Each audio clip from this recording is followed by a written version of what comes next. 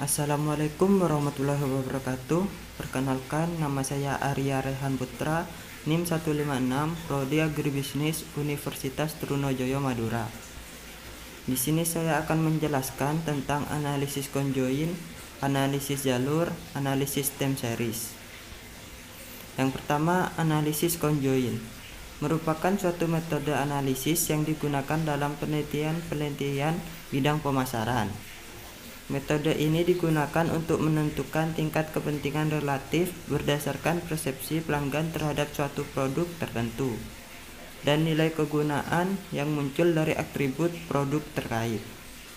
Analisis ini menggabungkan antara konsep korelasi dan regresi linier berganda.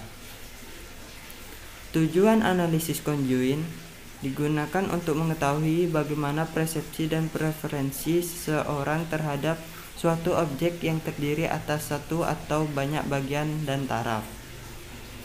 Metode ini juga mampu mengurangi jumlah kombinasi atribut yang harus dievaluasi responden.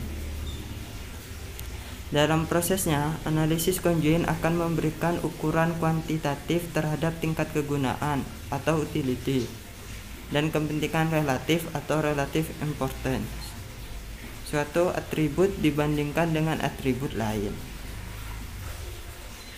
Analisis conjoin memiliki variabel dan data.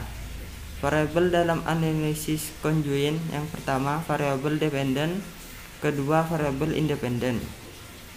Data dalam analisis conjoin yang pertama data parametrik dan yang kedua data non parametrik.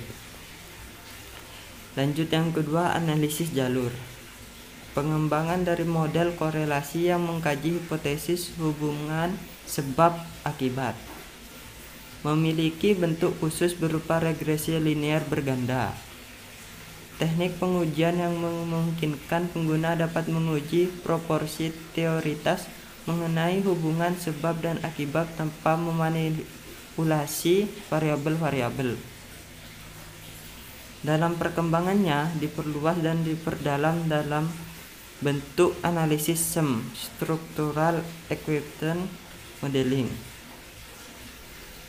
Tujuan analisis jalur: melihat hubungan antara variabel dengan didasarkan para model a priori, menerangkan mengapa variabel-variabel berkorelasi dengan menggunakan suatu model yang berurutan secara temporer. Menggambarkan dan menguji suatu model matematis dengan menggunakan persamaan yang mendasari. Mengidentifikasi jalur penyebab suatu variabel tertentu terhadap variabel lain yang dipengaruhinya.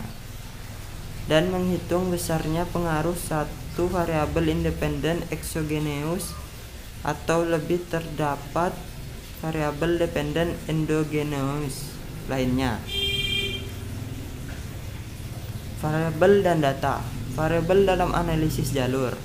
Yang pertama variabel exogenous dan yang kedua variabel endogenous. Data dalam analisis jalur. Ada satu, data matrik yang berskala internal. Yang ketiga, analisis time series. Statistika inferensia yang digunakan khusus untuk menganalisis data time series dan yang dipengaruhi terhadap waktu. Keunikan dari analisis ini adalah dapat merekam perilaku ekonomi dari waktu ke waktu, sehingga peneliti dapat melihat bagaimana pelaku ekonomi melakukan penyesuaian atau perbaikan dan penyempurnaan terhadap hasil kerjanya.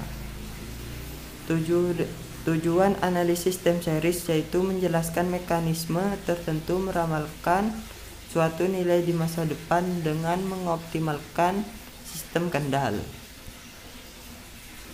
Stasioneritas dan kointegrasi.